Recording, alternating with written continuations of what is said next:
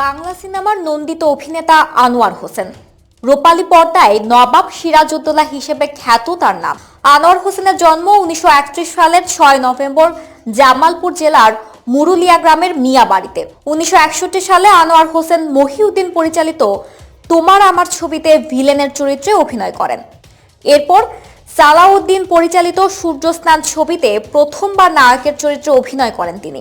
1961 সাল থেকে 1966 সাল পর্যন্ত 18টি ছবিতে কাজ করেন তিনি। তবে 1967 সালে নবাব সিরাজউদ্দৌলা ছবিতে নবাবের চরিত্রে অভিনয় করে পান ব্যাপক জনপ্রিয়তা ও খ্যাতি।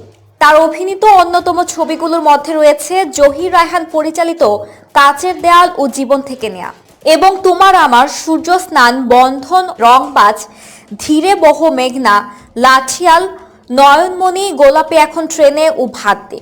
অভিনয় জীবনের 51 বছরে প্রায় 5 শতাধিক সিনেমায় অভিনয় করেছেন তিনি। 2007 সাল পর্যন্ত অভিনয় করেছেন আনোয়ার হোসেন। জানলে অবাক হবেন, 1964 সালে 1 মে তার অভিনীত 2 দিগন্ত ছবি দিয়ে ঢাকার বলাকা সিনেমা হলের উদ্বোধন করা হয়েছিল। আনোয়ার হোসেন 2010 সালে জাতীয় চলচ্চিত্র পুরস্কারে আজীবন সম্মাননা পান।